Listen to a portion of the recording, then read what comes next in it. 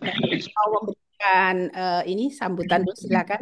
Sedikit ya. Bismillahirrahmanirrahim. Assalamualaikum warahmatullahi wabarakatuh. Alhamdulillah, Dr. Helda dan rekan-rekan semua members dari forum KSC Knowledge Sharing Community masih terus kita berbagi ya, sharing of knowledge, sharing of experience Allah.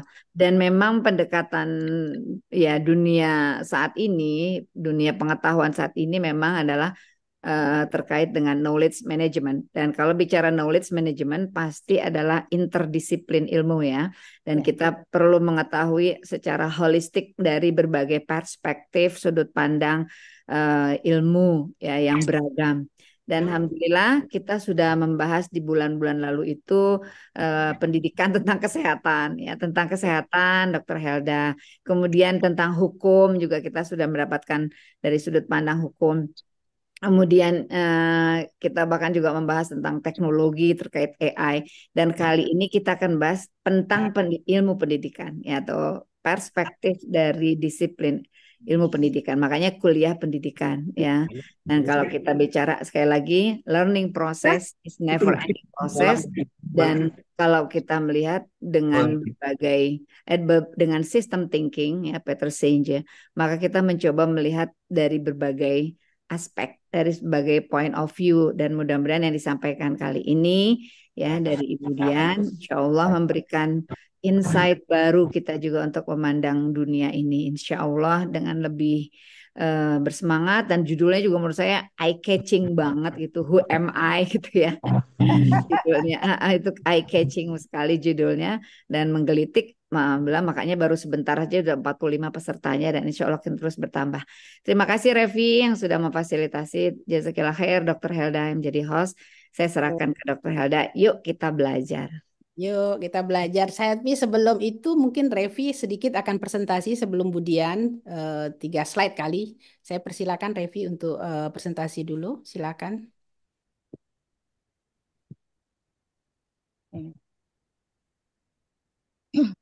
Bismillahirrahmanirrahim. Assalamualaikum warahmatullahi wabarakatuh. Wah, Waalaikumsalam warahmatullahi wabarakatuh.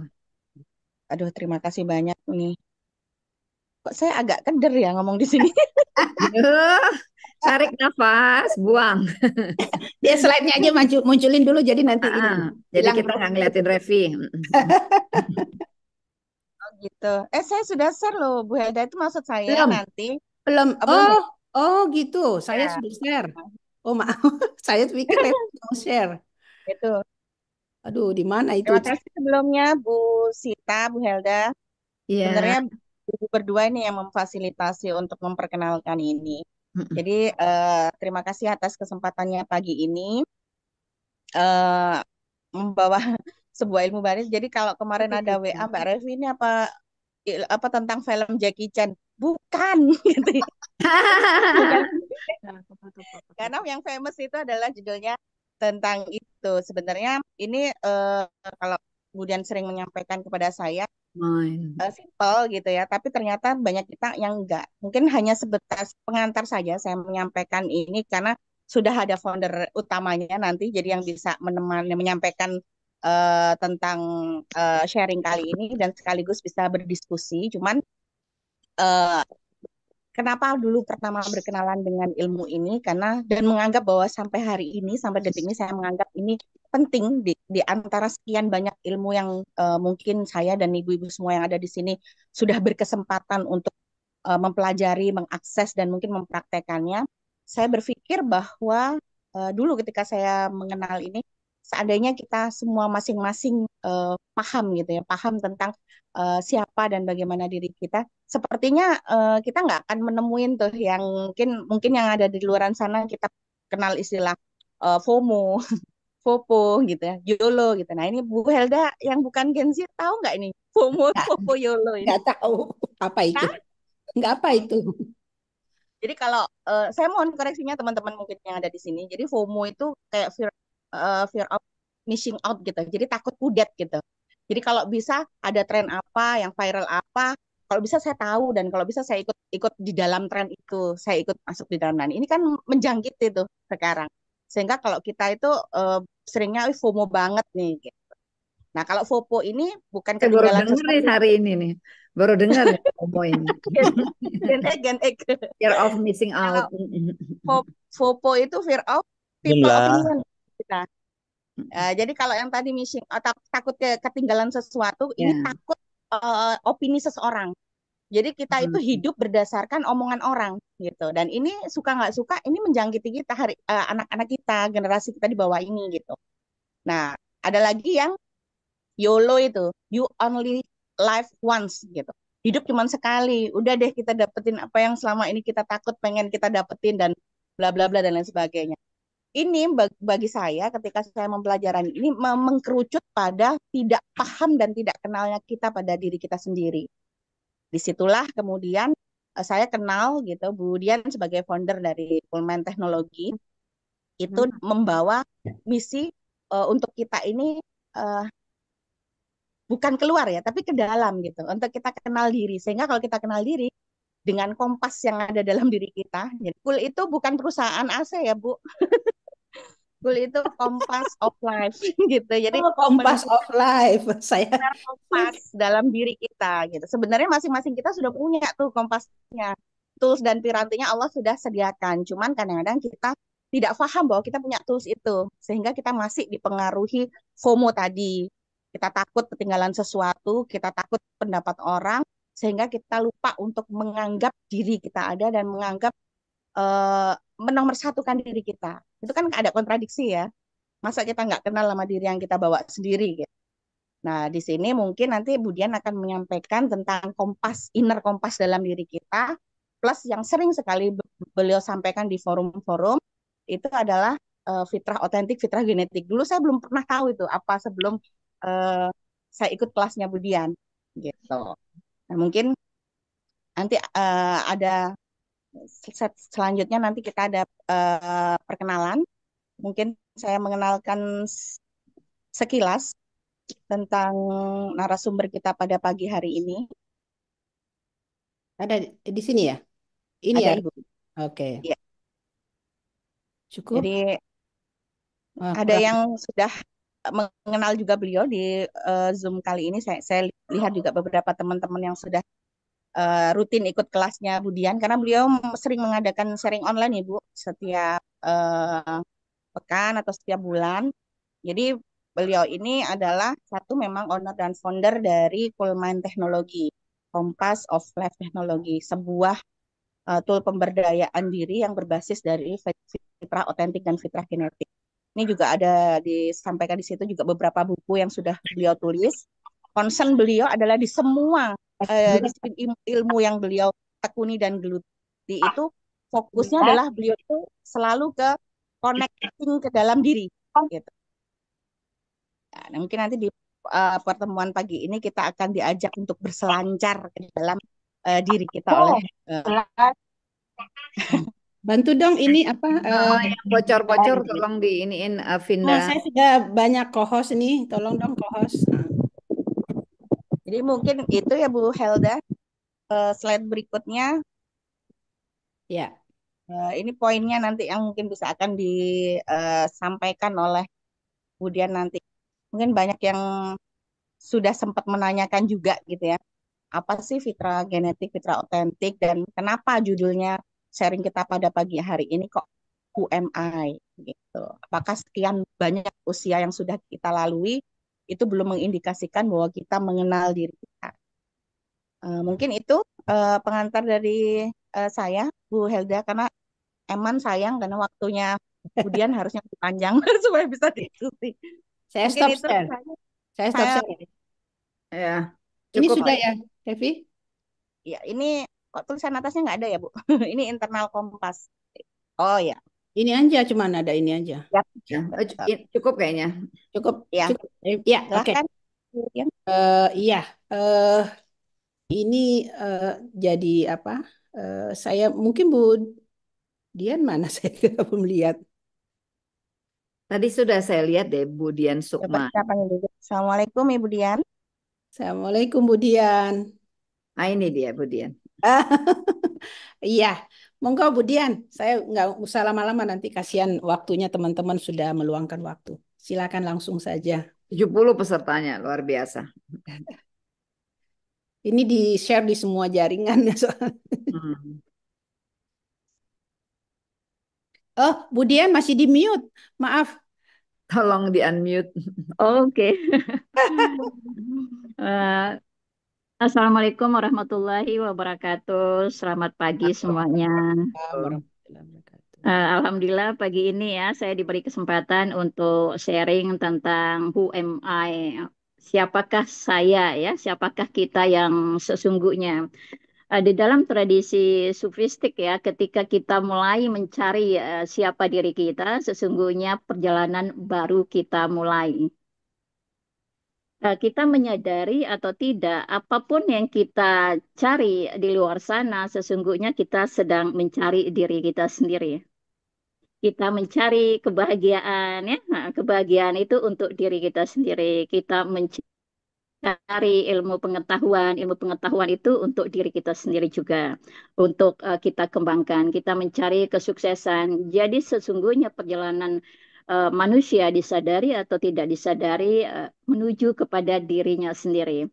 Bahkan dalam perjalanan spiritual pun menuju surga, menuju Tuhan adalah perjalanan menuju diri kita sendiri. Nah, di dalam proses mengenal diri ya, memahami diri, siapa diri kita sesungguhnya, siapa saya sesungguhnya. Kadang hanya menjadi sebuah lintasan pikiran yang tidak mendalam ya. Siapa sesungguhnya diri kita di hadapan Tuhan. Kita tahu sebagai hamba ya, manusia itu sebagai hamba. Tetapi apakah kita sudah sampai kepada makom kedudukan penghambaan yang sesungguhnya? Siapakah kita di hadapan orang tua kita? Apakah kita sudah menjadi anak yang sesungguhnya? Atau seringkali kita kadang-kadang menjadi orang tua bagi orang tua kita. Seringkali kita ingin meluruskan orang tua kita ya, kadang-kadang kita salah ada dalam menempatkan diri kita di hadapan orang tua. Nah, siapa kita sesungguhnya di depan saudara-saudara kita? Seringkali kita berhadapan dengan saudara kita tidak sebagai seorang saudara, kadang sebagai musuh ya, kita saling bermusuhan. Nah, ini menjadi sebuah hal yang menggelitik sebenarnya di dalam hati saya ya, bahwa seringkali kita tanpa kita sadari salah menempatkan diri kita di hadapan siapapun dan di hadapan apapun. Dan yang paling paling kita harus melihat ke dalam diri kita ya dan menyadari siapa sesungguhnya diri kita di hadapan diri kita sendiri. Nah, di dalam seluruh materi saya, baik online, baik offline, itu berbasis iman dan keyakinan ya, karena berbasis spiritual. Saya menganggap modal utama kita adalah spiritual capital ya, yang seringkali kita hanya fokus kepada kecerdasan intelektual ya, kecerdasan emosi ya. Dengan zaman seperti ini, rasanya tidak cukup ya, tidak cukup untuk menjadi solusi bagi umat manusia untuk mencapai kedamaian ya, mencapai ketenangan ya, mencapai kebahagiaan dengan fenomena yang luar biasa persoalan mental muncul ya dalam beragam jenis di seluruh dunia, termasuk di Indonesia ya. Nah, ketika kita tidak mengenal diri kita, ada banyak sekali ruang kosong ya di dalam batin kita, di dalam hati kita, yang sesungguhnya tidak bisa diisi oleh apapun, oleh siapapun, karena eh, di dalam diri kita itu ada sisi utama yang mesti kita isi ya. Sisi batin kita yang diisi oleh kehadiran Tuhan di dalam diri kita. Yang di mana di dalam program kami, di dalam teori kami ya, yang perlu kita kembangkan itu adalah skill keimanan kita terlebih dahulu. Karena faktor iman inilah faktor yang paling menyelamatkan kita di dalam semua situasi ya, apalagi ketika manusia berada di dalam titik nadir ya, yang seringkali pada state itu seluruh ilmu pengetahuan kita kadang buyar ya, kadang buyar sekali. Nah, sehingga kita membutuhkan pegangan ya. Nah, iman inilah yang menjadi yang saya sebut spiritual capital itu tadi ya. Kita tidak hanya bicara human capital, sekedar kecerdasan intelektual, ya, kecerdasan sosial ya, tapi kecerdasan spiritual ya, terutama kecerdasan ketauhidan ya. Karena tidak sama kecerdasan ketuhanan dengan kecerdasan ketauhidan ya. Itu menjadi modal utama, nah sehingga kita bisa menghadapi zaman ini di dalam sekeras apapun zaman itu kita bisa lewati dan kita bisa proses begitu. Nah, di dalam tahapan kita belajar, dalam pemahaman saya, kita harus melalui 4 tahapan ya. Pertama, kita mengetahui dulu. Nah, ketika kita bicara tentang diri kita, tahapan pertama adalah mengetahui diri kita sendiri. Nah, kadang-kadang level pengetahuan kita akan diri kita ini hanya level SD saja. Kita tahu apa yang kita senangi, apa yang kita tidak senangi, ya. Tapi kita tidak paham betul pikiran kita. Kita tidak paham betul asal muasal pikiran kita. Seringkali kita berpikir di dalam pikiran orang lain dan kita anggap itu pikiran kita, karena kita tidak benar-benar mengenal pikiran kita sendiri. Kita tidak benar-benar berpikir di dalam segala sesuatunya sehingga kita menyerap pikiran-pikiran eksternal. Nah, pikiran-pikiran eksternal ini tidak akan mampu mengisi relung-relung jiwa kita, tidak akan mampu membawa kita kepada state ketenangan yang sesungguhnya, kebahagiaan yang sesungguhnya ya, karena kita tidak benar-benar berpikir dengan diri kita sendiri. Saya banyak kasus ya yang datang ya dalam segala level ya, dalam segala level baik pendidikan ya, kesuksesan, kekayaan dan lain-lain. Seringkali mereka merasakan ketidaktenangan di dalam diri ya, di dalam semua situasinya ya, apalagi ketika di dalam persoalan-persoalan besar ya. Karena manusia tidak benar-benar mengenal dirinya, nah, sehingga tidak paham emosinya, tidak paham asal-usul emosinya, tidak paham pikiran-pikirannya sendiri, nah, sehingga mencari solusi-solusi keluar sana ya. Nah, solusi-solusi di luar itu bagi saya sifatnya solusi yang sifatnya sementara ya. Karena di dalam pencarian setiap manusia ya, di dalam mencari dalam bentuk apa saja akan selesai ketika manusia itu sudah mengenal dirinya sendiri ya, memahami dirinya sendiri ya. Nah, di dalam Kul sendiri ada 5 kecerdasan ya, kecerdasan spiritual ya, kecerdasan ketauhidan kalau di sini ya, terus kecerdasan emosi ya, kecerdasan intelektual. Tapi ada kecerdasan fundamental yang seringkali kita tidak mengasah diri kita dan tidak diasah oleh sistem dan tidak diasah oleh secara komunal ya, oleh komunitas, oleh lingkungan kita, adalah kecerdasan daya tahan mental ya, adversity ya. Ini seringkali kita jatuh di dalam seluruh persoalan kehidupan kita karena daya tahan mental kita tidak fokuskan ya, karena fokus kita lebih banyak kepada kecerdasan intelektual kita saja ya, atau mungkin kecerdasan emosi kita saja, tetapi ketika kita dihantam oleh situasi ujian kehidupan, nah seringkali ilmu kita menjadi buyar ya, hati kita menjadi buyar ya. Dan ada kecerdasan yang fundamental ya di dalam Akul itu adalah kecerdasan tindakan kita. Kita seringkali tidak terbiasa, tidak terlatih ya mengambil tindakan yang tepat ya, karena tidak melihat segala sesuatu secara holistik ya, karena sistem atau lingkungan ya tidak ada simulasi yang sifatnya utuh di dalam perkembangan kita di Indonesia ya, baik dalam program pendidikan secara umum ya, maupun secara khususnya terutama di dalam parenting ya, di dalam keluarga kita. Nah, pencarian kita ke dalam ini pencarian yang sangat fundamental ya, karena apapun yang kita cari di luar sana, sesungguhnya kita mencari diri kita sendiri. Ketika kita belum menemukan diri kita sendiri, sesungguhnya kita belum menemukan apa-apa. Nah, pengenalan akan diri kita, pengenalan level SD, level SMP, level SMA, ya, level sarjana, doktor sampai profesor. Nah, bagaimana kita mengukur bahwa kita sudah mengenal diri kita? Satu, kita mampu mengolah emosi kita. Artinya kita sudah mengenal betul emosi kita sehingga kita bisa mengolahnya dengan baik. Mengolah emosi kita, mengolah stres kita, ya, mengolah dinamika-dinamika pikiran-pikiran kita dan perasaan kita. Nah, sehingga kita tidak digiring ya oleh sesuatu yang sifatnya eksternal, tetapi sesuatu yang muncul di dalam diri kita, di dalam layar mental kita ya, menjadi sebuah kecerdasan yang sifatnya holistik. Nah, mungkin teman-teman, ibu-ibu semua atau bapak-bapak semua sering ya mendengar ya di dalam tradisi sufistik itu dikatakan bahwa belumlah dikatakan seseorang itu memiliki ilmu pengetahuan sampai dia mengenal dirinya sendiri.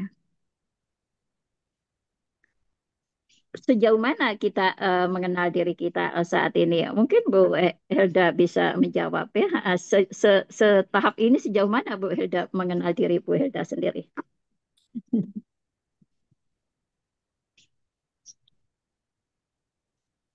Ini dosen dites nih. Unmute, Mbak. Ya, pertanyaan susah nih, saya susah ninggalin. Harus remedial. Kemudian indikatornya apa menjawab itu ya? Saya kok ini. Saya jawab deh kalau Helda belum. Oke, guru saya yang jawab. Saya Bu Sita. Dari kecil, orang tua saya itu, bapak saya almarhum, melepas kami ke sekolah dengan be yourself, be brave, make your life meaningful. Dan di buku catatan harian saya waktu SMP, saya menulis begini, ya Allah, aku ingin hidupku berguna. Bukan hanya segera besar, tua, dan meninggal, lalu dilupakan. Tapi saya ingin memberi manfaat dan kemudian menjadi dikenang karena kebaikannya. Seperti itu, Bu Dian ya. Dan saya bersyukur masih dijaluri. Luar biasa ya, dari kecil ya, sudah seperti itu ya. Dari kecil.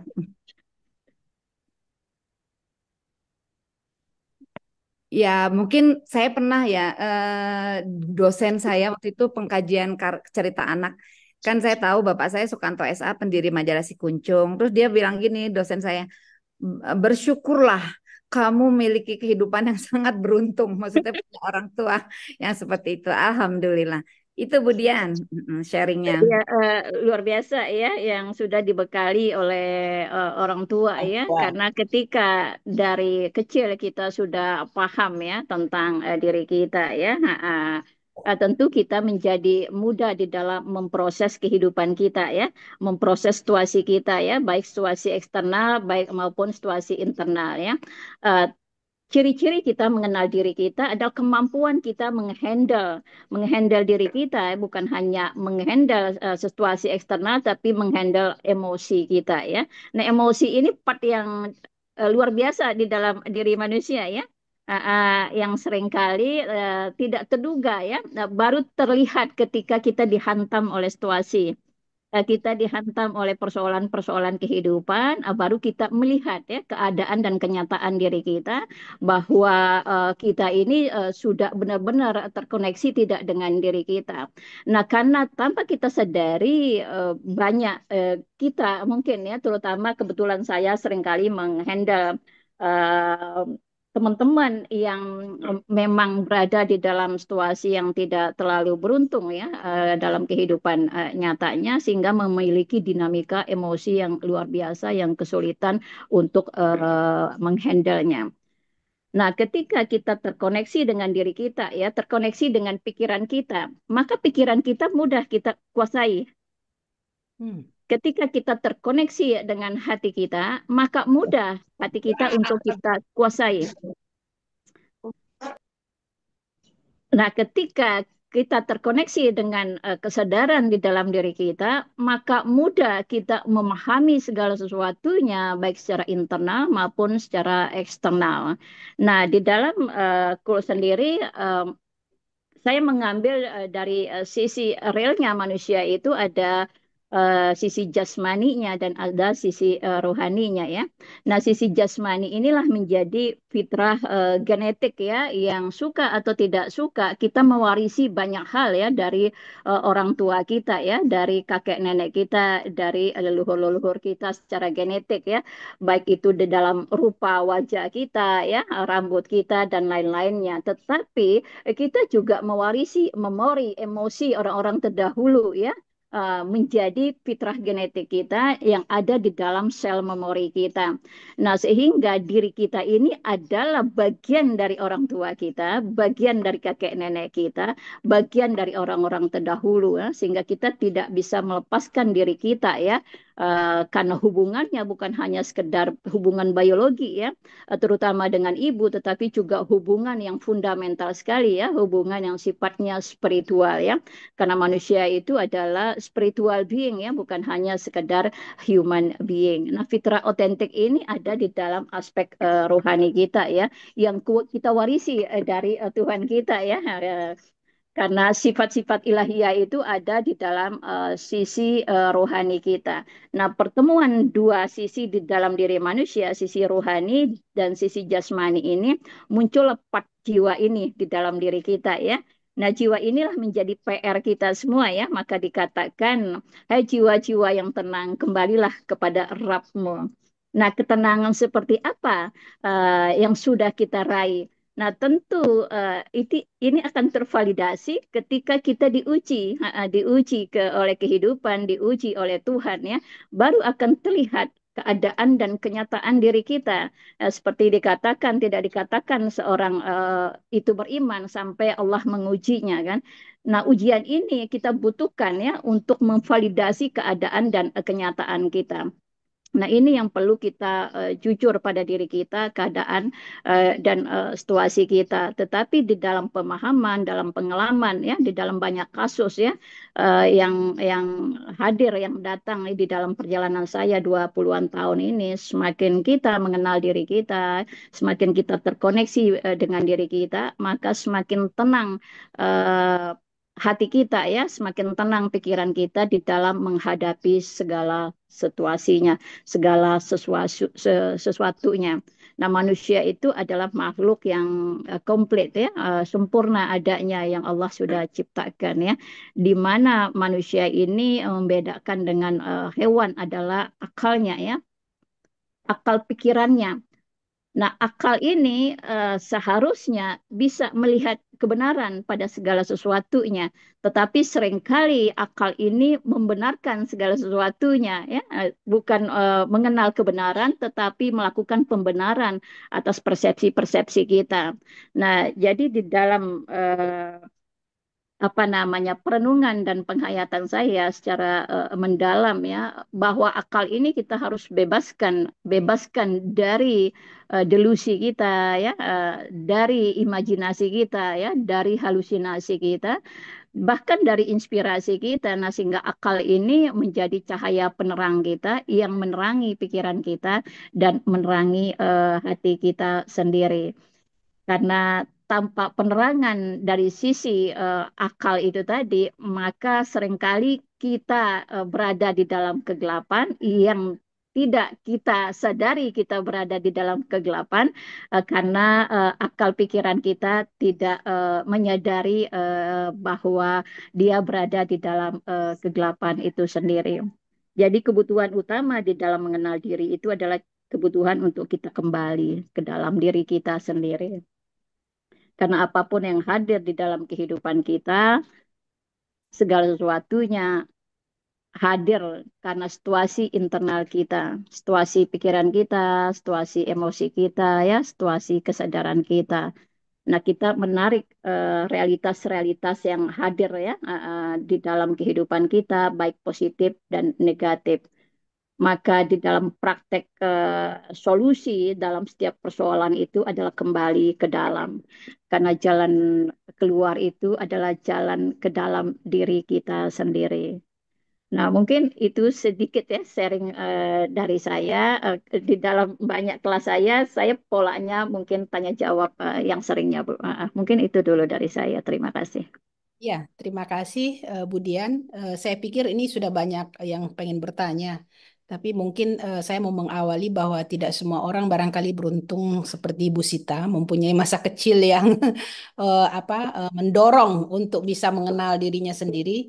Nah, pertanyaannya mungkin apa kalau yang sudah karatan begitu sudah lama itu nur itu bisa masih Karatan dong.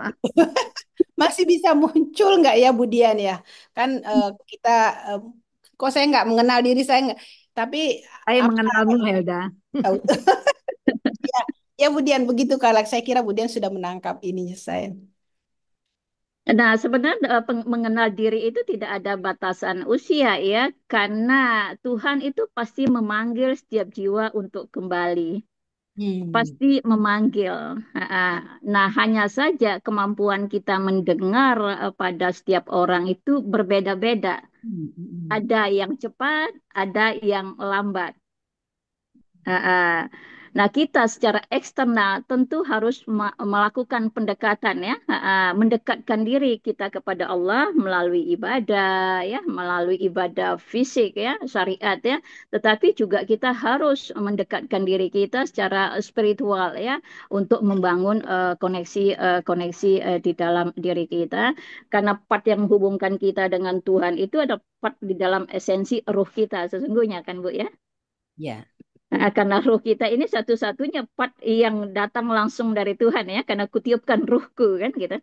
Nah, sedangkan faktor genetik ini kan kontaminasi ya, ada part dari ibu dan ayah kita ya. Nah, sehingga ini menjadi bagian dari genetik kita. Nah, kadang-kadang kita mewarisi karakter kolektif ya, karakter kolektif di dalam keluarga kita ya, karakter kolektif kesukuan kita, karakter kolektif kebangsaan kita. Ini part genetik. Di mana tentu ada sifat baik dan sifat buruknya ya, fitrahnya manusia ada kebaikan pada dirinya dan ada keburukannya. Nah, sehingga di dalam praktek agama, dalam praktek spiritual itu segala sesuatu kita nawaitukan kepada Allah kan, kita tahukan diri kita dari dalam esensi rohani kita. Nah, sehingga secara frekuensi kita terhubung terus-menerus dari dalam sisi rohani kita. Karena yang bisa menjangkau sisi spiritual kita, sisi ilahiyah kita ini hanya part otentik kita saja, sisi rohani kita. Nah, sejauh mana koneksi kita dengan rohani kita sendiri yang menjadi penentu rentang waktu kita mengalami yang namanya apa namanya ya, peningkatan akselerasi kesadaran-kesadaran spiritual. Seringkali kita hanya merasa kita beriman ya. Tetapi ketika kita dihantam oleh situasi, kadang-kadang iman Ya, kita hilang. buyar ya. Hmm. Kita menjadi kembali kepada kecenderungan kita berkeluh kesah, berkeluh kesah dan lagi kikir kan begitu dalam Al-Qur'an ya. Surat Mm-mm. Al-Ma'arij. Masya Allah, Budian. Di dalam proses iman keyakinan ini kan ada tahapan ya, kita di awal kan masuk ke dalam ilmu yakin ya, kita belajar ya, belajar tentang Tuhan ya, belajar ya mendalam dalam sisi spiritual kita, dalam sisi religius kita. Nah, kita untuk membangun keimanan kita di dalam aspek keilmuan, jadi ilmu yakin. Tapi seringkali ketika kita dihantam oleh ujian kehidupan, keyakinan kita berdasarkan ilmu ini seringkali juga tidak mengakar kuat di dalam hati kita, kita mengalami guncangan-guncangan batin. Lalu kita masuk pada proses ujian-ujian kehidupan ya, untuk membawa kita kepada ainul yakin ya. Ketika kita sudah mengalami ainul yakin, barulah kita masuk kepada hakul yakin itu tadi ya. Sehingga sempurnalah keyakinan kita kepada Tuhan, kamalul yakin itu tadi. Jadi tidak ada batas usia ya, karena panggilan Tuhan itu panggilan kepada setiap manusia untuk kembali kepadanya. Nah, jalan kembali kepada Tuhan itu hanya diri kita sendiri saja. Karena di dalam pemahaman saya ya, dalam kesimpulan saya bahwa hidup ini adalah perjalanan tunggal kita untuk kembali kepada Tuhan kita. Apapun yang kita lakukan itu konteksnya menjadi ibadah saja jadinya. Tapi seringkali ketika kita tidak memahami diri kita, kita melakukan banyak tuntutan ya, tuntutan kepada orang lain ya untuk memenuhi aspek emosi kita ya, tuntutan kepada pasangan kita untuk membahagiakan kita ya, tuntutan kepada orang lain untuk mengerti kita. Nah, secara tidak kita sadari sesungguhnya tuntutan-tuntutan itu adalah ketiadaan diri kita di dalam diri kita sendiri ya. Kita tidak bahagia dengan diri kita menuntut orang lain membahagiakan kita. Kita tidak mengerti diri kita menuntut orang lain mengerti kita. Dan apapun yang kita cari di luar sana adalah bentuk ketiadaan hal tersebut di dalam diri kita sendiri. Oke. Oke. Saya Barangkali komen, ada yang mau saya ini? udah komen Ya, sedikit. silakan. Jadi karena pembicaraan Ibu Dian ini, saya melihat nuansa sofistiknya yang cukup dominan, maka Ya. saya mengutip perkataan seorang Sofi juga yang mengatakan, Man arafa nafsahu faqad arafa rabbahu. Barang siapa mengenal dirinya, maka sungguh ia mengenal Benar, Tuhannya. Tuhan. Ya, betul sekali, eh, Ibu. Itu menjadi pondasi basic ya dari seluruh program yang kami lakukan sebenarnya bagaimana membawa setiap orang untuk mengenal dirinya. Karena ketika sudah mengenal dirinya, maka dia pasti mengenal Tuhannya. Tapi Ya. batas manusia hanya membawa, ibaratnya kita membawa hanya sampai bandara saja. Perjalanan itu, hidayah, petunjuk itu adalah wilayah Tuhan ya Bu ya, bukan wilayah wilayah kita sebagai manusia. Saya Bu Sita ya, Bu Dian. Kalau Bu Alan tadi susah Bu nyebut nama dosen saya. kita. Sita aja. Bu Sita, Sita resmi. Ya, Bu, panggilnya Bu Iya, Sita ya, Bu Sita Sita. aja. barangkali ada yang ingin ini share atau apa? Oh, sudah ada. Leni, silakan, Leni. Ini belum mengenal dirinya. Ngomong Leni. Ah, Assalamualaikum, selamat pagi semuanya. Menanggapi materi yang Ibu Dian sampaikan, apakah artinya kalau misalkan kita sudah tenang, gitu kan, tidak menuntut kepada di sekitar kita, berarti sudah selesai, gitu kan? Maksudnya, berarti kan itu kan kuncinya, gitu kan? Kita tidak menuntut misalkan kepada suami, kepada orang tua, kepada anak, gitu kan? Apakah itu artinya dia sudah selesai, sudah tenang menemukan dirinya? Bisa jadi itu sudah selesai, bisa jadi juga belum ya, karena seringkali ada dua sisi manusia ya. Ketika dia sudah sampai di batas yang dia kecewa, dia akan melakukan itu. Malas lagi Oh, berharap gitu kan? oh, bisa dua Ah, sisi ya. ada dua sisi. Tetapi ketika sisi yang benarnya ada ketenangan, ketenangan yang sangat dalam, tidak ada lagi tuntutan eksternal gitu. Sama orang yang mengambil kesadaran berserah ya, Oh ya, dengan berserah. kesadaran. Tapi ada orang kecewa, udah terserah aja deh gitu. Oh ya, Ya, berarti di antara itu ya, bisa satu jadi pilihan di hanya kita antara. saja yang tahu ya, orang lain nggak tahu, hanya kita saja yang tahu di state mana kita gitu. Kita ada di Sebangsa mana ya. ya? Oh ya. Ya, Oh, iya. nah sama juga ketika orang mengejar kedudukan ya dengan segala cara di luar sana, karena sesungguhnya batinnya belum duduk. Nah, Oh, sehingga butuh pengakuan ya, butuh kekuasaan, butuh pengakuan dari orang lain gitu kan, butuh validasi kan. Nah, tetapi ketika orang sudah duduk ya, artinya sudah ajak di dalam dirinya, maka dia tidak lagi mencari kedudukan ya, tapi seringkali kedudukan itu yang mencari dia kan begitu. Dunianya yang mencari dia. iya. Kedudukan yang mencari dia dengan berbagai penawaran-penawaran yang kadang-kadang wah, luar biasa ya cara Tuhan bekerja begitu. Heeh. Menggiurkan. Ya, Jadi makasih Bu. ini beda ya antara apatis dengan tenang gitu. Beda. Beda ya. Ya, yang tahu Antara dirinya pasrah atau gitu ya. putus asa. Ya, goal utama kita kan tenang ya, karena Iya, perintahnya tenang. kan begitu ya. Hai jiwa-jiwa yang tenang, kembalilah kepada Rabbmu kan begitu. Iya. Nah, Main. kembali kepada Rabb itu kan selagi kita hidup ya. Ya. Ya, meraih ketenangan selagi kita hidup. Maka ketika kita mati, maka kita akan benar-benar mencapai ketenangan yang abadi kan begitu. Baik. Heeh. Mencari ya, mencari ketenangan. Mencari. Jiwa Baik, apa ya? Jiwa Bu. mutmainnah ya. Mutmainnah kata. Surat Baik, Bu. Al-Fajr. Baik, Bu. Terima kasih, Bu. Lanjutnya mungkin Ani, silakan Ani. Terima kasih Uni Halda, Ibu. Karena orangnya nggak kelihatan. Ya, Ani ada Nah, dua di sini, satu Nur Hasni, satu Ani yang Ani Nurhasni. yang ada Itu suaranya. suaranya. Videonya ada di Nur Hasni. Nurhasni. Oh gitu, ya saya Dua ini. device, oke, terima Oh dua kasih. device. Iya, Monggo silakan. Bu. Ya, ini sangat menarik sekali. Alhamdulillah bisa mengikuti ya Ibu ya. Em, ada sebuah statement tadi yang Ibu sampaikan terkait akal. Ibu dengan Ibu siapa tadi? Ibu Budia. Dian. Ibu Dia. Gurunya. Itu memang pertanyaan yang cukup masih belum ditemukan jawabannya bagi diri saya sendiri terkait akal dan pikiran seperti yang Ibu katakan tadi itu kan seharusnya akal dan itu tuh menggiring kita kepada mampu membaca ini baik dan buruk gitu, mengarahkan kita kepada kebaikan, dan itu yang banyak dikatakan dalam Al-Qur'an. Nah, seperti yang Ibu sampaikan tadi, ternyata di dalam kehidupan kita hari ini akal dan pikiran kita itu seakan-akan akal itu tidak lagi lurus pada kebaikan, malah seringnya bentrok. Nah, yang ingin saya tanyakan di sini, eh, konsep akal dan pikiran, apakah itu satu hal yang sama atau ada perbedaan secara filosofisnya? Karena kalau secara sofistik kita membaca, karena saya juga sering tuh dengar kajian-kajiannya Pak Faiz ya Bu ya, yang di Jogja itu, terkait akal itu Nggih. ada relasinya dengan kolbu.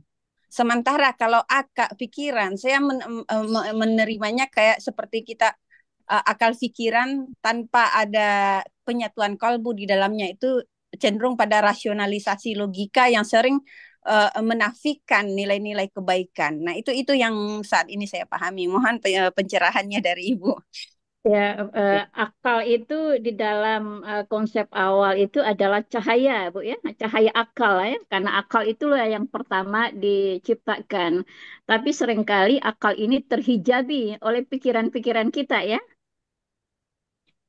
pikiran-pikiran kita Ya. yang dibentuk secara eksternal, yang dipengaruhi oleh arus-arus informasi yang kita baca ya, kita dengar gitu kan. Nah, sehingga akal kita ini terhijabi oleh diri kita sendiri, bahkan oleh ilmu pengetahuan kita sendiri. Maka dalam perintah agama itu adalah berpikirlah atas nama Tuhanmu.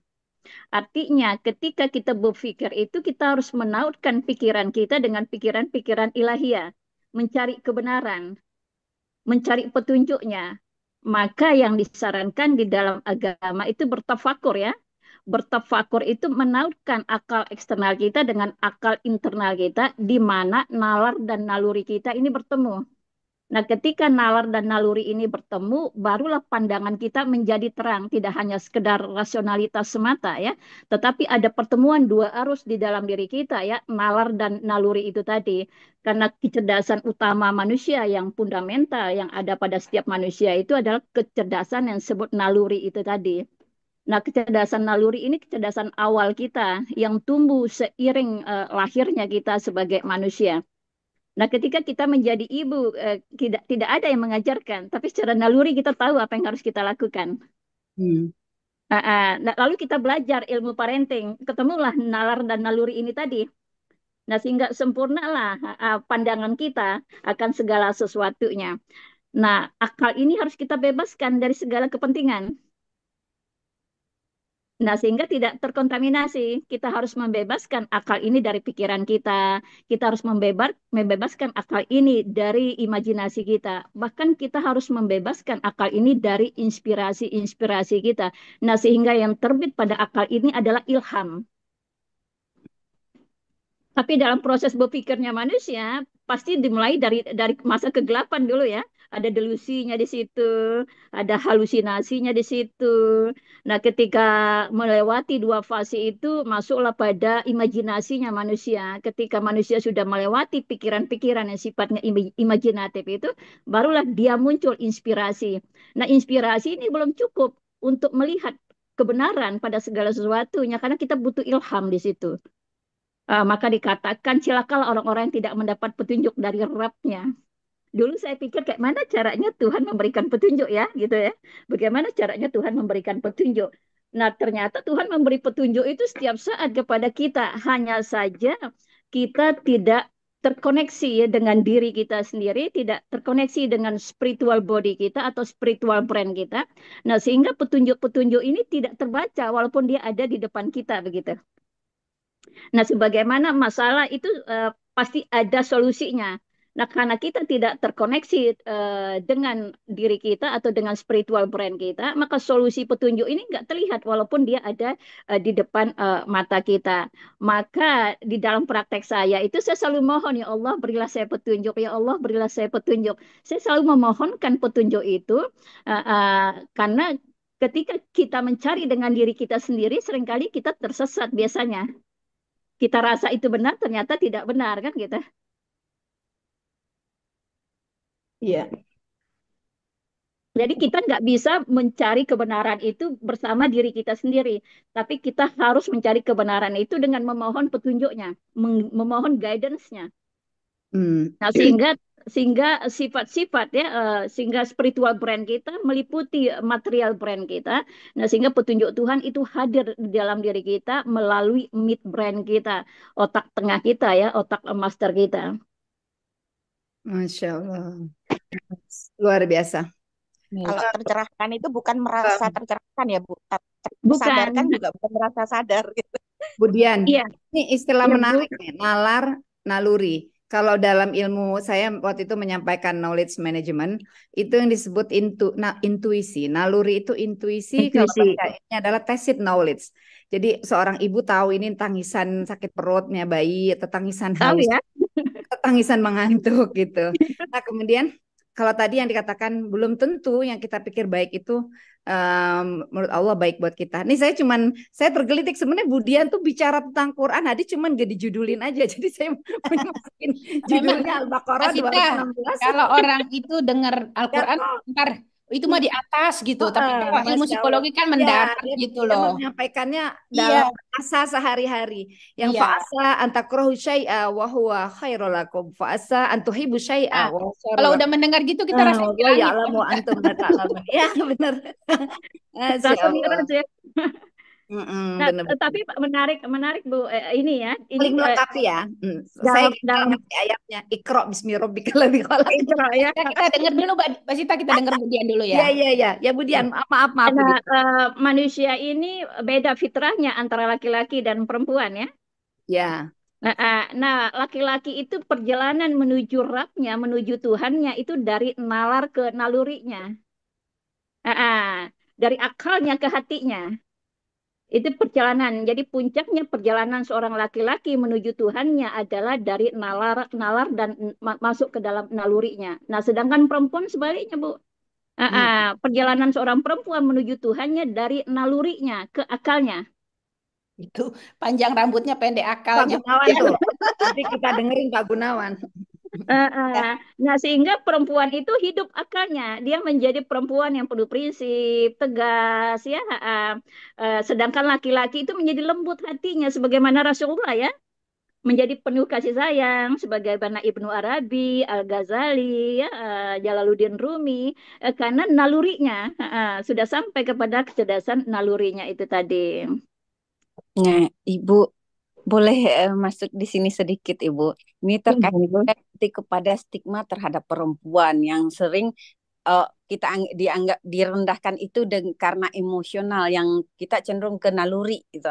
Jadi perempuan apa-apa. Jadi akan itu nilai minus dari seorang perempuan. Sementara kalau kita lihat di dalil-dalil apanya, justru kebenaran, hidayah itu ditembuskan ke naluri, ke emosi. Naluri Nah, dulu. seperti ini seakan-akan yang perempuan direndahkan gitu. Iya. Nah, itu. Ini terakhir ya, soalnya masih banyak yang bertanya ya. Oke, monggo Budian. Nah, karena itu tadi, karena kita sebagai perempuan tidak benar-benar mengenal diri kita. Nah, sehingga kita tidak paham betul potensi terbaik kita, terbesar kita, kecerdasan naluri ini tadi. Nah, emosi ini sesuatu hal yang berbeda. Itu hanya percikan-percikan saja. Karena emosi ini muncul dari pikiran ya, keperasaan kita. Itu bayangan daripada naluri itu tadi. Nah, naluri pada perempuan itu menjadi firasat. Kadang-kadang ibu itu dengan anak itu kan kontak batinnya ya. Besar ya, kuat ya. Itu firasat ya, seorang ibu kepada anaknya. Nah, ketika seorang perempuan mengembangkan kecerdasan nalurinya, maka dia bisa membedakan mana yang baik, mana yang tidak, mana hak, mana yang batil. Nah, hanya saja kita terpaku pada sisi emosi yang sifatnya eksternal ini tadi gitu. Nah, sehingga kita tidak benar-benar mengembangkan kecerdasan naluri kita yang lebih tajam karena frekuensinya lebih panjang daripada kecerdasan nalar kita ya. Karena nalar itu kan menjangkau sesuatu yang terindrai. Oke. Sedangkan naluri itu menjangkau sesuatu yang tidak terindrai dan kita butuh kedua kecerdasan itu untuk melihat segala sesuatu dengan baik dan benar. Nah, dalam konsep kami di sini, baik saja tidak cukup karena kita harus benar. Karena kebaikan yang salah seringkali berujung kepada ketidakbenaran. Iya. Ya, kemudian kita stop dulu Bu Ya, Bi bapak-bapak itu ya. tuh. Ada Bapak, ada A Yulian di B, silakan. Siapa itu saja? Nah, muncul Alhamdulillah.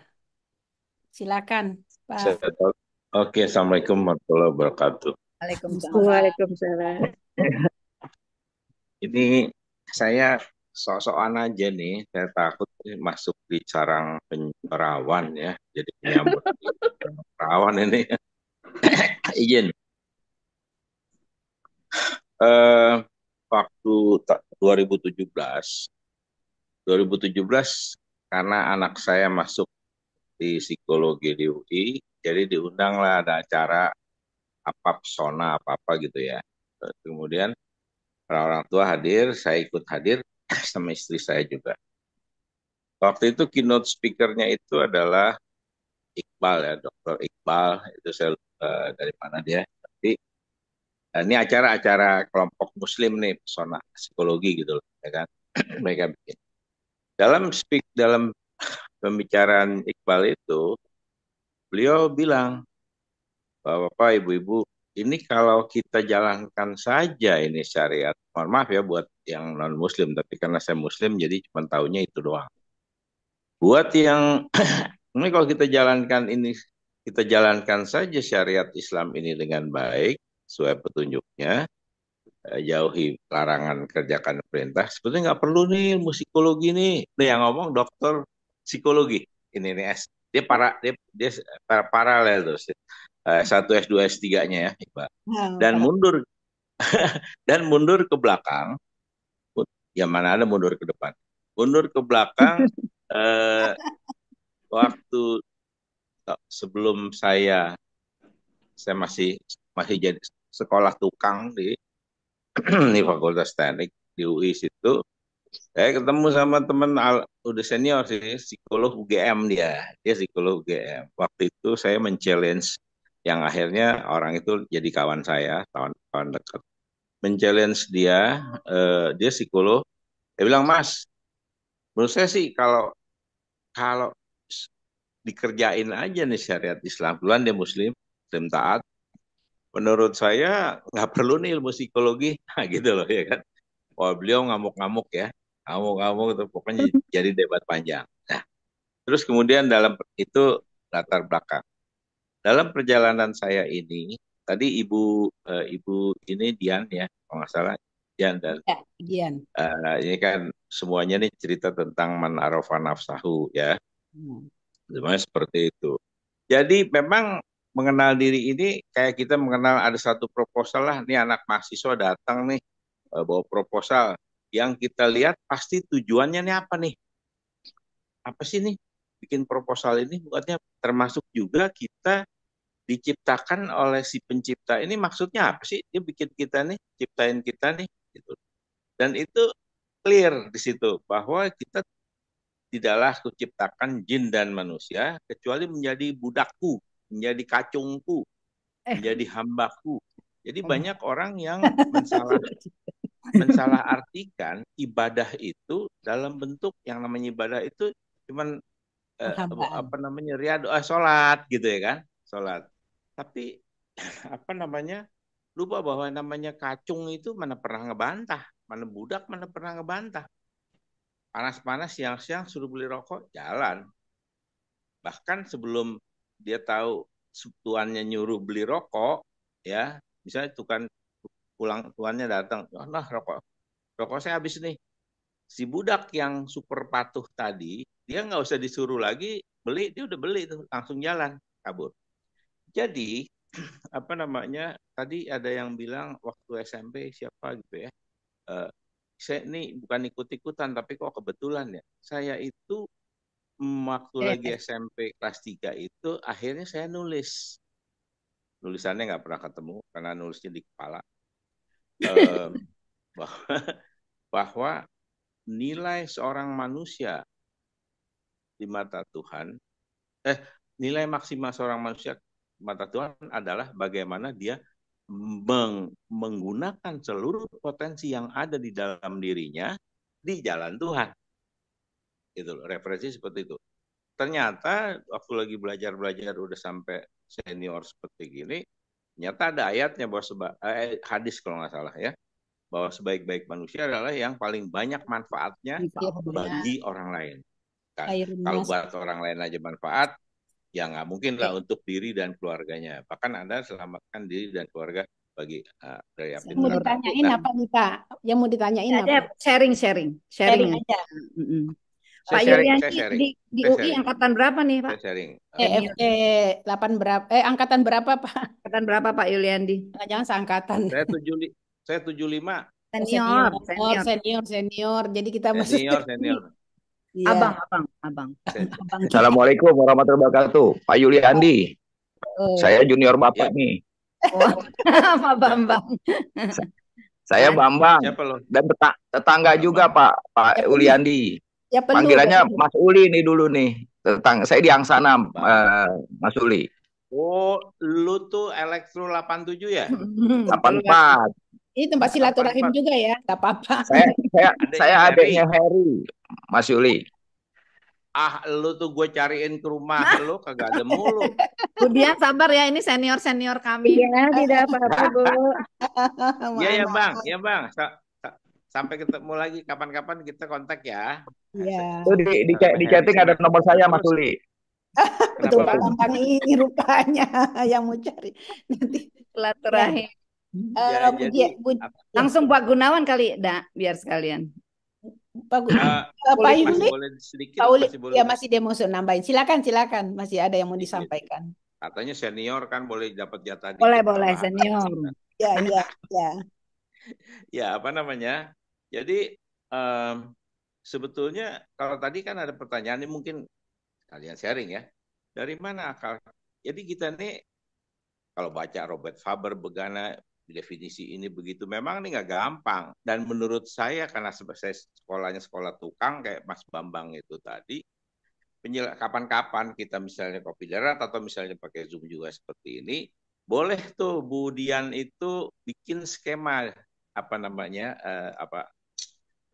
skema lah ya, supaya jelas tuh hubungan antara akal, diri, ilham dan lain-lain seperti keluar itu. Aja tuh belum keluar Budian. Itu kalau itu jadi, enaknya offline Pak. Offline dia karena apa namanya picture kenapa panjang runtutannya panjang ya? Karena kalau pakai gambar itu langsung kelihatan. Oh ini nih hubungannya. Karena orang teknik Pak ya.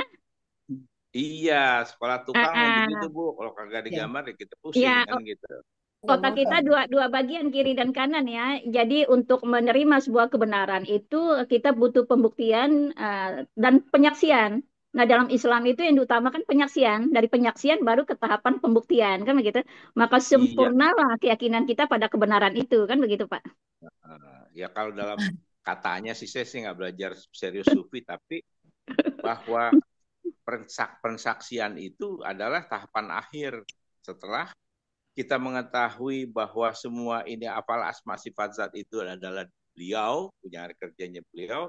Oh, kalau gitu barulah aku bersaksi bahwa tiada ilah kecuali Allah. Beliau itu. Jadi benar gini bahasannya. Nah, ini kebetulan anak UI semua ya. Jadi ya mayoritas. Banyakan mayoritas anak UI. Jadi saya di hari pertama saya ngajar ngajar di Fakultas Teknik masih. Jadi saya bilang, lu tuh ada nggak baca tulisan Veritas Probitas Justitia, ya kan? Nah, mereka ada yang baca, ada yang nggak. Alhamdulillah kuliah banyak juga yang nggak baca, menyedihkan. Saya bilang coba cari tulisan ini, kemudian kamu foto di situ dan kemudian bikin penjelasan setengah halaman. Gimana ceritanya dalam penerapan kamu sebagai mahasiswa? Tapi ada satu hal, ini terakhir Bu, 20 detik lagi insya Allah. Jadi begini, saya bilang bagaimana konsep ini harus dibaca, saya bilang, Veritas Probitas Justitia. Kamu pada punya adik kan? Punya adik, ya kan? Pernah berkelahi nggak? Bertengkar, kakak beradik? Oh sering, gitu kan. Itu pertengkaran itu kenapa sih? Pertengkaran itu dan juga keadaan negara kita ini sekarang ini apakah sedang dalam baik-baik saja? Tidak bertengkar, nah itu makronya seperti itu. Nah, itu pertengkaran kenapa? Bukankah karena saling mempertahankan kebenaran masing-masing. Mereka setuju bahwa pertengkaran itu karena merasa mereka yang benar masing-masing. Kenapa? Karena kita mengutamakan kebenaran. Tapi kalau kita utamakan dulu kejujuran, maka katakanlah kakak sama adik. Kita akan tahu bahwa si kakak itu dari 10 benarnya 7. Lalu kemudian si adik bilang, si kakak bilang adiknya ini dari 10 benarnya 3, seperti itu. Jadi yang mahal itu kejujuran dan akal nur itu tadi yang dibilang oleh ini. Jadi terus artinya apa? Kalau kejujuran diutamakan, maka barulah saya sebagai dosen bisa melihat dengan jujur, ini yang anak ini yang benar dari 10 benar 7, nilai sekian, salah 3. Yang satu benar. Kalau saya tidak jujur, saya punya kata Budian tadi dipengaruhi oleh hal-hal eksternal dan lain-lain, maka sih bisa berlaku tidak adil. Maka cara membacanya adalah kejujuran harus dimulai dulu, kemudian baru akan muncul kebenaran itu, yang paling benar, yang benar, dan seterusnya yang salah. Baru kita bisa berbuat adil. Nggak taunya baru 2 tahun yang lalu saya nemu hadis bahwa kejujuran akan menuntunmu kepada kebenaran. Seperti itu hadis ternyata. Jadi mohon maaf ya, karena saya orang Islam, saya belajarnya itu. Nah, demikian dari saya sharingnya. Jadi artinya ayo kita sebagai insan UI ini, ya, ayo kita pikirkan kembali itu tulisan Veritas Probitas Justitia. Setiap ujian akhir saya kumpulin kelas tuh anak-anak pada pakai jakun, kemudian foto bersama dengan spanduk dibalik setelah mereka paham, yaitu Probitas aku dulu. Nanti niru. Saya mau niru. Aku mau niru. Kenapa, Bu? Ini banyak mahasiswa saya nih Pak ikutan. Mahasiswa FKM. Alhamdulillah. Jadi di dalam perjalanan kelas belajar mengajar yang diutamakan probitas. Jadi salah sedikit saya bilang, probitas bro, gitu. Gitu Demikian dari saya. Mas Bambang, nanti kontekan ya. Iya, ini teman angkatan saya ini Bambang. Baik, Mas. Ya. Iya, langsung Pak Gunawan. Pak Gunawan langsung aja biar Budian punya waktu panjang. Ya, terima kasih Bu Dr. Hilda. Boleh saya studi kasus ya Bu Dian? Monggo. Kalau boleh saya studi kasus, ini kasus pribadi aja sih sebenarnya gitu ya. Pertama saya ingin mengenalkan diri Bu Dian, dari talent mapping, saya ini learner, pembelajar. Saya juga tipenya manajerial dan analis talent mapping. Untuk Kultek saya logic out AB. Logic out AB. Dan ini saya rasakan. Udah profiling ya. Jadi saya rasakan. Ini Abisa Hotel Ibu. Kan ya. langsung nanya. Saya kalau kerja itu Bu Dian memang itu agak susah gitu loh. Ketika menghadapi lingkungan yang itu tidak nyaman. Nah, ini pengaruh luarnya cukup luar biasa. Nah, seringkali sikap itu muncul. Contoh misalnya gini tadi kasusnya. Pernah suatu saat saya berjalan dengan seseorang. Saya tahu betul jalan itu buntu. Tapi beliau ngotot karena beliau saya hormati gitu ya. Ini buntu ini. Enggak, kita jalan aja. Oke lah, saya ikut sampai mana buntunya karena saya tahu betul jalan itu buntu. Tapi saya tidak mau konflik dengan beliau. Saya ikuti sampai buntu. Setelah buntu, buntu kan lewat jalan mana? Monggo, lewat jalan mana? Yang ikut gitu. Itu kasus 1. Kasus 2, sekarang lagi AI dan intranet dan lain sebagainya. Ingin menjadikan pondok pesantren saya, kebetulan SMA dan SMP kita kelola pondok pesantren, itu intranet, Internet of Things. Kita kembangkan digitalisasi dan AI. Tapi PR saya adalah ketika menghadapi pimpinan ini yang belum klik. Nah, apa sebetulnya? Udah deh, saya nggak jalan aja, tapi saya akan buktikan bahwasanya ini jalan. Nah, maka secara personal saya akan buktikan ini ide-ide saya ini, tapi tidak melalui kelembagaan. Saya coba praktekkan sendiri dan lain sebagainya sampai nanti itu wujud, itu baru kita jalankan. Nah, ini sebenarnya saya studi kasus, kebetulan saya ketemu Bu Dian ini. Jadi dari teori tadi itu, studi kasus yang begini, nah ini terima kasih Bu Dian, itu pertanyaannya mumpung, jadi saya berkesempatan alhamdulillah bertemu langsung di Zoom, terakhir bertemu di Denpasar pada waktu Pasar ya. profile. Oh. Terima Ya, kasih jadi, Pak. tapi terima kasih Bu Dian, Bu Dr. Helda dan Bu Sita. Assalamualaikum warahmatullahi wabarakatuh. Waalaikumsalam. Enggak, Budian. Ya, terima kasih. Terlebih dahulu saya menjawab yang pertama ya, ketika kita bicara syariat ya, ibadah ya, sebenarnya solusi segala kehidupan dalam persoalan psikologi ya, persoalan mental itu sebenarnya selesai ketika kita menjalankan ibadah kita dengan baik dan benar. Tapi hanya seringkali ibadah ini menjadi beban kan? Padahal sholat ini mencegah perbuatan keji dan mungkar. Tapi pada prakteknya seringkali tidak terrealisasi pada tujuan utama daripada sholat ini. Kenapa seperti itu? Karena tidak ada koneksi dengan Tuhan. Nah, sehingga gerak daripada sholat kita ini hanya gerak raga saja. Nah, sehingga impact-nya pada kehidupan psikologi kita, mental kita, seolah-olah tidak ada impact-nya. Terjadilah persoalan-persoalan psikologi dalam beragam bentuknya karena tidak ada koneksi dengan Tuhan di dalam ibadah kita. Nah, spiritual di dalam pemahaman saya, hadirnya, bertemunya antara spirit dan ritual inilah yang disebut spiritual. Spirit dengan ritual. Ketemunya ruhnya dengan ritualnya ini, maka itulah menghidupkan jiwa kita. Nah, sehingga persoalan-persoalan psikologi ini persoalan yang sangat mudah untuk kita proses. Untuk kita proses dan kita selesaikan tanpa ada bantuan manusia lainnya. Tapi karena kita tidak terkoneksi, spirit kita tidak hadir di dalam ibadah, nah sehingga kita butuh orang lain untuk menyelesaikan, menangani persoalan-persoalan psikologis kita. Nah, persoalan psikologis ini seringkali tidak selesai karena sudah sampai kepada fisik kita menjadi psikosomatik. Padahal sesungguhnya yang paling utama kita clearkan terlebih dahulu adalah fisiologi. Karena emosi, ya, kesadaran itu aktivitas saraf, bagian dari aktivitas saraf.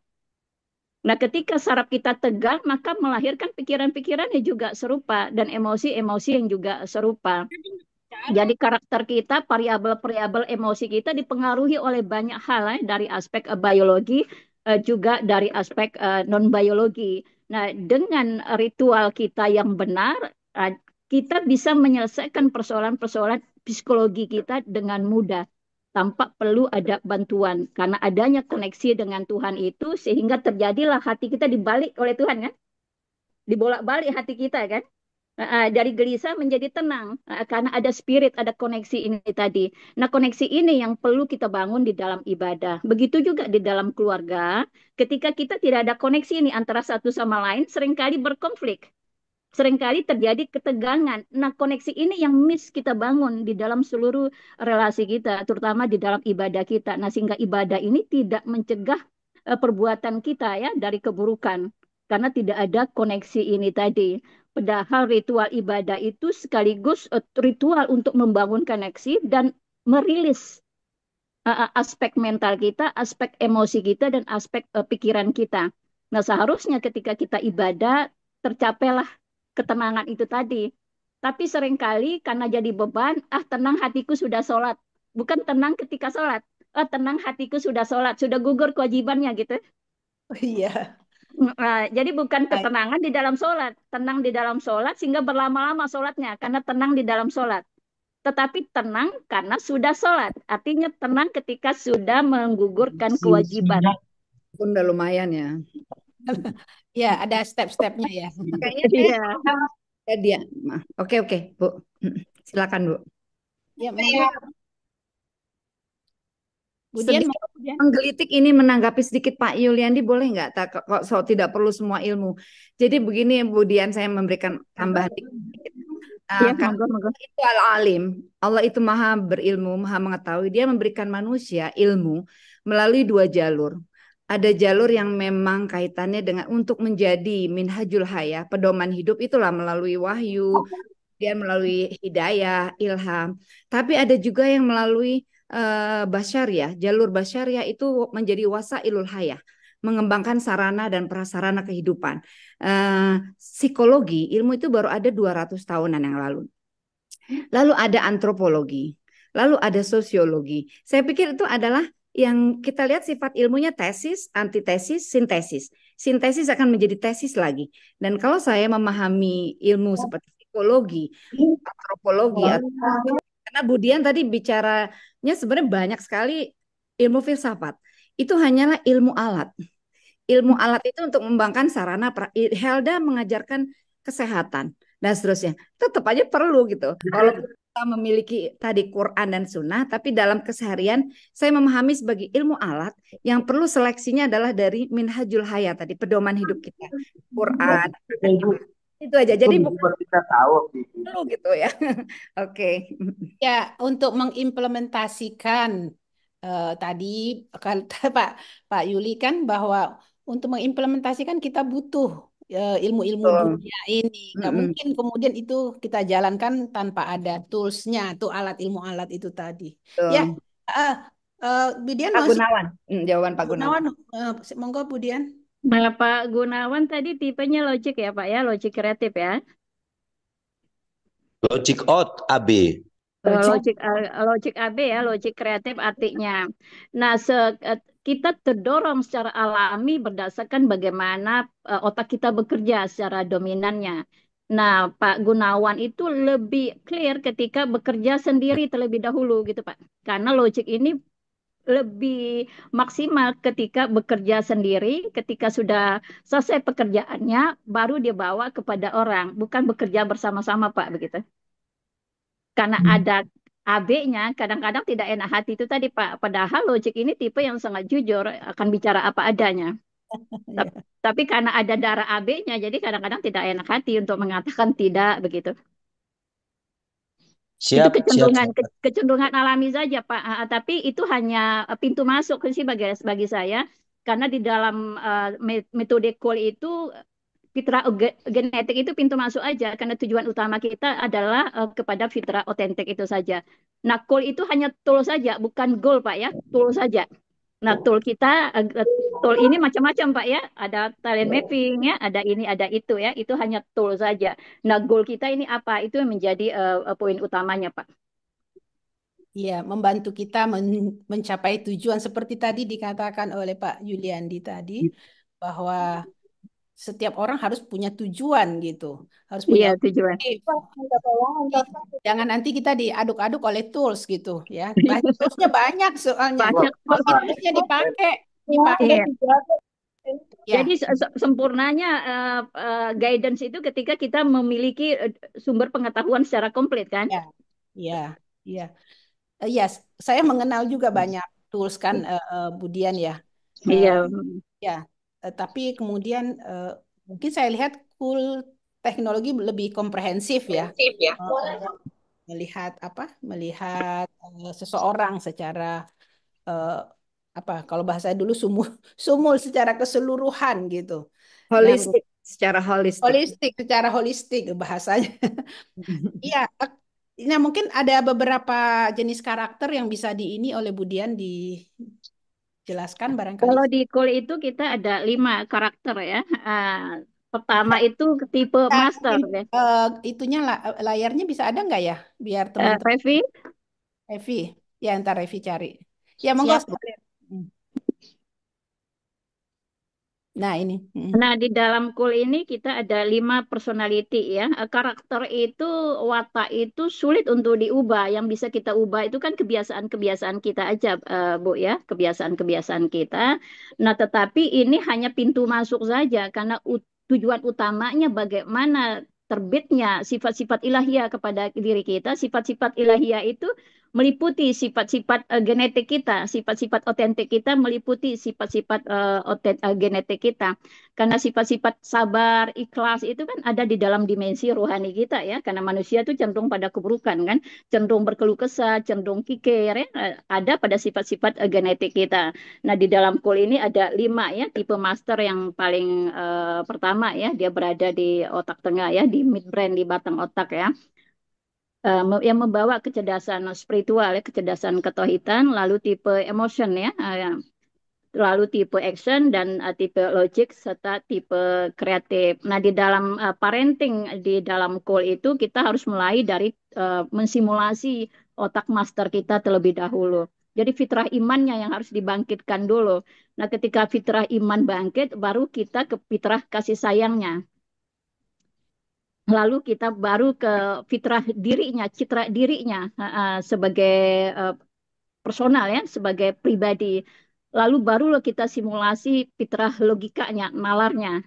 Nah, ketika sudah terbangkitkan keempat fitrah ini tadi, maka ketika manusia dibebaskan, maka dia tidak apa ya, bebasnya itu tidak kemana-mana begitu. Dia menjadi manusia yang paling banyak manfaatnya itu ada di otak kreatif kita. Nah, otak action ini membawa kecerdasan tindakan. Nah, otak logik ini kecerdasan intelektual ya. Nah, sedangkan kreatif ini kecerdasan aversity ya, kecerdasan daya tahan mental.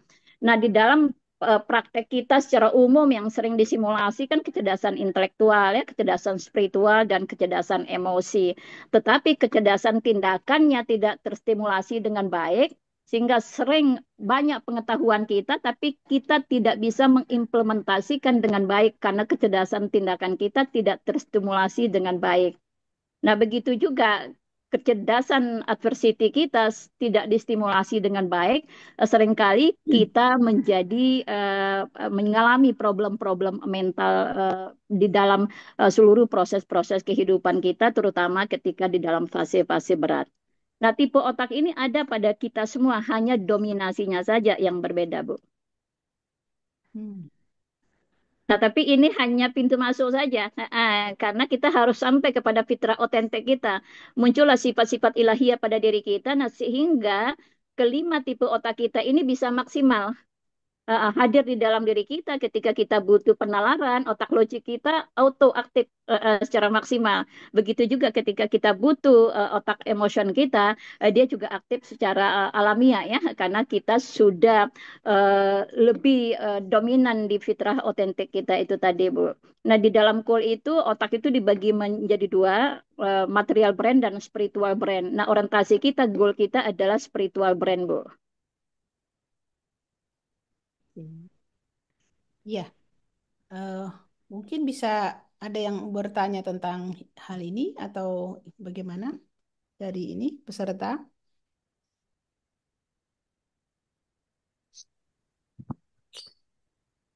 Reda, kita sampai 7:30 ya. Ya, masih Ya, 8 menit. mohon maaf karena waktunya sudah mau habis. Izin Ya, Bu Dian mau bertanya. Ini kaitannya dengan mungkin Revi Nama, bisa di stop dulu, Revi. ya, namanya siapa, Mas? Namanya ya, siapa? nama saya Imam iPhone. Hanafi. Oh, Imam Nama Hanafi. saya Imam Hanafi. Sebelumnya terima kasih sudah mengadakan acara ini. Untuk pertanyaannya mungkin agak berbeda dengan topik yang barusan disampaikan. Yaitu saya ingin menanyakan tentang mendekatkan diri, yaitu tadi secara fisik dan juga secara spiritual ya. Nah, mohon Bu Dian minta penjelasan untuk mendekatkan diri secara fisik itu bagaimana dan secara spiritual itu bagaimana. Terima kasih. Ya. Nah, mendekatkan diri secara fisik ya, secara ritual, secara syariat itu harus bersamaan dengan pendekatan diri kita secara spiritual ya. Artinya kehadiran fisik kita ini harus ada kehadiran hati kita, di mana antara pikiran kita, hati kita, dan tindakan kita ini selaras, koheren dia. Nah, sehingga di dalam praktek ibadah kita menjadi maksimal hidup ya. Nah, di dalam pekerjaan kita, di dalam apapun yang kita lakukan itu menjadi powerful karena kita koheren ya, selaras antara pikiran, hati, dan tindakan kita. Nah, itu bisa kita lakukan di dalam ibadah ritual kita dan juga di dalam keseharian kita. Bagaimana kita mempraktekkan apa ya, keselarasan antara ucapan kita, pikiran kita, hati kita, dan tindakan kita. Karena seringkali kita ini pikiran kita kemana, hati kita kemana, omongan kita kemana, sehingga berantakan secara energial itu kita berantakan, secara frekuensi juga kita berantakan. Nah, sehingga terjadilah kekacauan secara internal kita, mengalami kegelisahan, stres dan depresi itu tadi, karena tidak bertemunya dua hal di dalam diri kita ini tadi. Di dalam banyak teori seringkali memisahkan antara kita makhluk ini dengan Tuhannya. Nah, kita tidak akan mendapatkan solusi yang sifatnya komprehensif ketika kita memisahkan diri ya, diri kita dengan Tuhan kita ini menjadi satu kesatuan yang harus hadir di dalam setiap saat ya, dalam setiap momen kita. Maka dalam praktek agama lakukan segala sesuatu karena Allah kan, karena Tuhan kan. Artinya dalam setiap tindakan kita tautkan kepada Tuhan kita, maka terjadilah koneksi yang intens antara diri kita dengan Tuhan kita, karena kita memulai setiap perbuatan kita dengan nawaitu lillahi ta'ala, niat karena Allah. Nah, ini teknik yang sederhana sebenarnya di dalam praktek hidup kita sehari-hari, baik di dalam praktek ritual ya, ibadah kita, maupun di dalam ibadah-ibadah sosial kita. Mungkin begitu, Mas Imam. Ya, baik. Terima kasih atas pertanyaan Bu Dian. Iya, masih ada 5 menit lagi. Barangkali ada yang ini. Iya, eh, kalau tidak ada mungkin kita mau wrap aja ya Mbak Sita ya. Ini apa acara ini artinya bahwa ini adalah salah satu pengetahuan, salah satu tools yang bisa dipakai untuk mengenali diri. Tapi yang mungkin banyak tools ya, tapi kita karena kita nggak berjualan tools sebetulnya, tapi kita mau mengenalkan tools ya, ada tools dan mungkin bisa lebih mengenal diri dan kemudian seperti ini siapa yang mengenal dirinya maka mengenal Allah. Saya rasa Yang saya Sita tambahin sedikit, mau Dokter. nambahin? Ya, Ya, silakan. kalau saya melihat Pertanyaan di kolom chat, Ibu. Sepertinya ada 2 pertanyaan di kolom. coba Dokter Helda. Oh, dari Pertanyaan siapa kolom. itu? Nafsia ya. Siapa? Oh, ini ada yang nanya nih. Ibu pengikut tarekat nggak katanya? Mana lebih kuat orang tua ibu atau ayah gitu? Apa? Tuh. Mohon maaf, apa tadi? Sebentar, lewat. Enggak, ini Mana macam lebih macam kuat sih firasat pertanyaannya orang ini. tua perempuan atau firasat orang tua laki-laki dari Pak Mahmud Sumbawa? Oh, Pak Mahmud. Oh, monggo. Mana Pak Langsung nih sama Mahmud? Bu Dian nih. Putus-putus suaranya, Revi. Mau nanya, mana lebih kuat firasat orang tua perempuan dengan firasat orang tua laki-laki?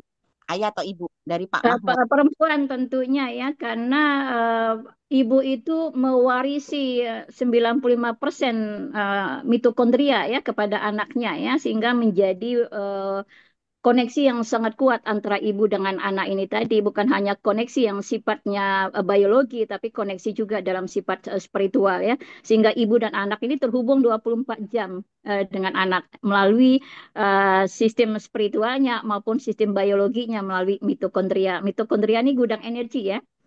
Ya. Jadi seluruh tubuh anak manusia ini energinya itu dari ibunya. Nah, sehingga ibu ini sangat kuat sekali firasatnya kepada anaknya. Karena hubungan yang sangat dalam sekali dari sisi biologi maupun dari sisi spiritualnya. Iya.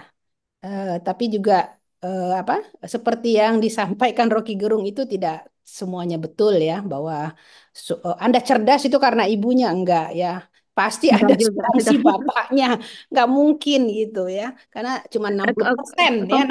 Komposisinya pasti ada komposisi di Ya, antara keduanya. 10% karena memang mitokondria itu diturunkan oleh ibu saja kepada ibu saja. Ibu saja kepada anak ya. Ya, itu sumber energi memang di mitokondria itu. Nanti kita diskusi lagi kapan begitu ya Budian ya tentang mitokondria ini. Oh, iya, ya Bu. Ya. Helda, saya komen sedikit sebelum ditutup ya. Alhamdulillah, ini pesertanya luar biasa. Berarti memang Budian menjadi daya tarik yang luar biasa dengan ya. main teknologi ini. Biasanya pesertanya paling banyak 60-70 orang. Ini luar biasa.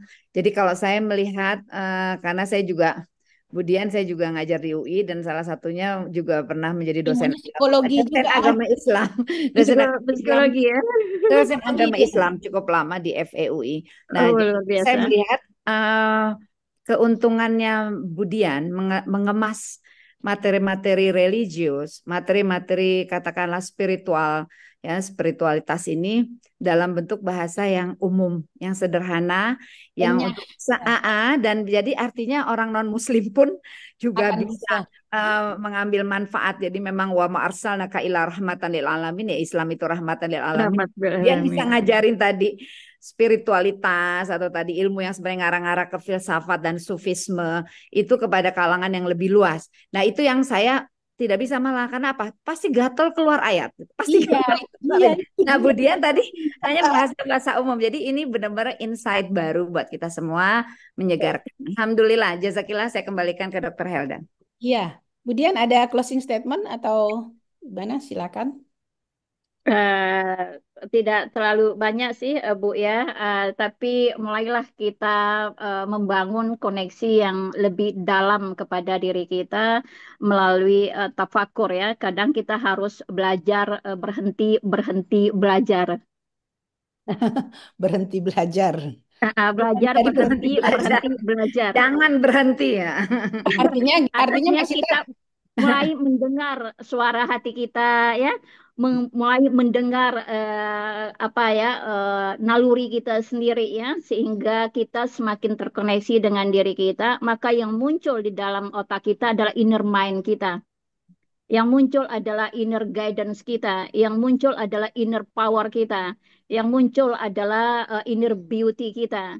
Nah, sehingga ketika kita dihantam oleh badai kehidupan, kita bisa tegak berdiri ya, karena kita sudah terkoneksi semakin mendalam dengan diri kita, maka pasti kita terkoneksi dengan Tuhan kita dari sisi rohani kita.